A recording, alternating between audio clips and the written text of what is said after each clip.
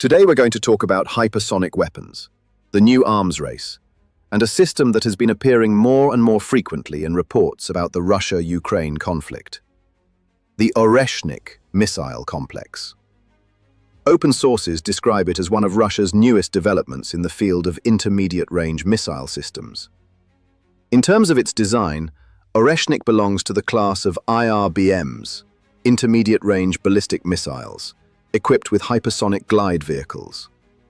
This means the missile first follows a ballistic trajectory, rising to high altitude, after which its warheads separate and begin moving toward their targets at hypersonic speeds. According to military experts, these speeds may reach around Mach 8 to Mach 10, which is approximately 9,000 to 12,000 kilometers per hour. At such velocities, missile defense systems are left with only seconds to react. During the Russia-Ukraine conflict, reports of new types of missile strikes began emerging in 2024-2025, targeting infrastructure and military facilities. Analysts also suggest that Oreshnik may be linked to the earlier Russian RS-26 Rubesh project, which was developed as a mobile intermediate-range ballistic missile. Systems like this create a new challenge for missile defense, as a single missile can carry multiple maneuvering warheads. Once separated, each becomes an independent target.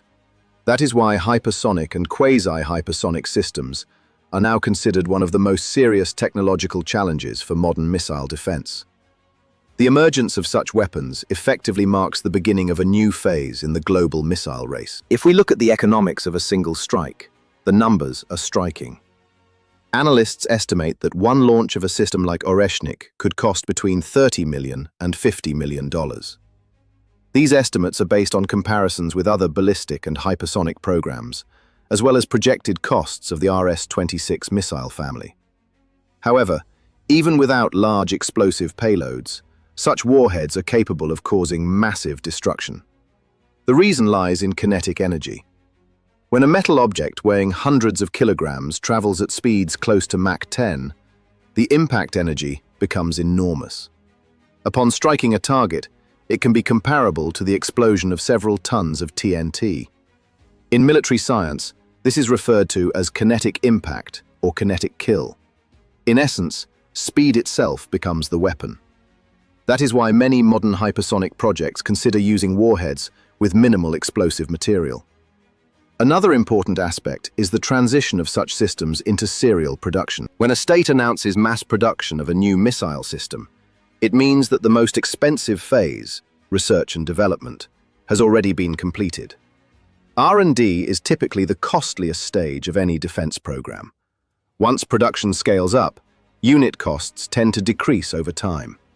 Strategically, this signals a shift from experimental technology to a fully operational military tool. At the same time, Russia is far from the only country developing hypersonic capabilities. The United States and China have been heavily investing in similar technologies for years. In the US, the Conventional Prompt Strike program aims to create hypersonic weapons capable of striking targets at long distances within minutes.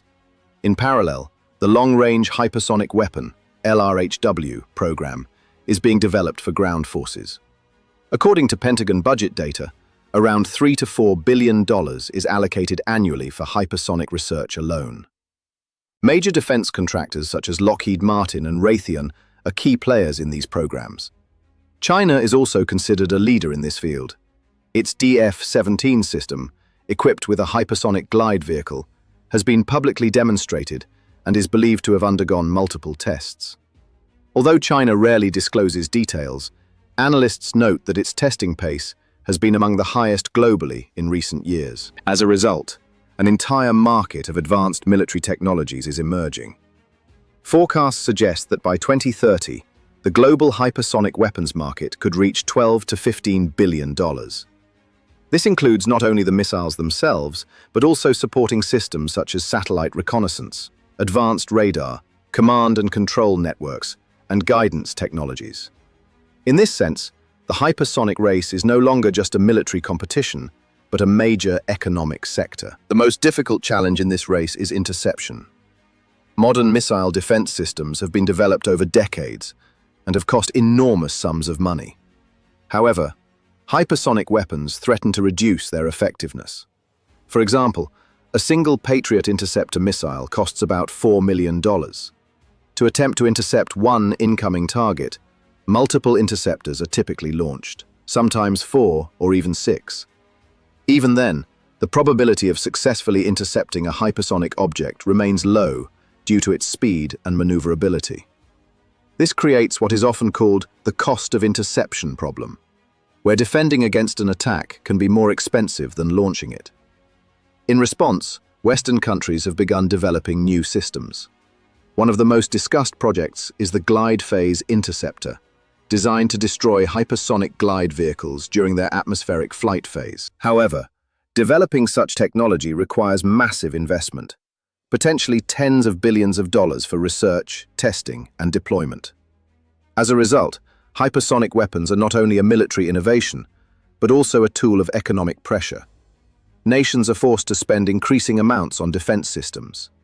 In this way, the modern hypersonic race is not just about speed and technology, but also about financial endurance, a large-scale economic battle between states and defense corporations.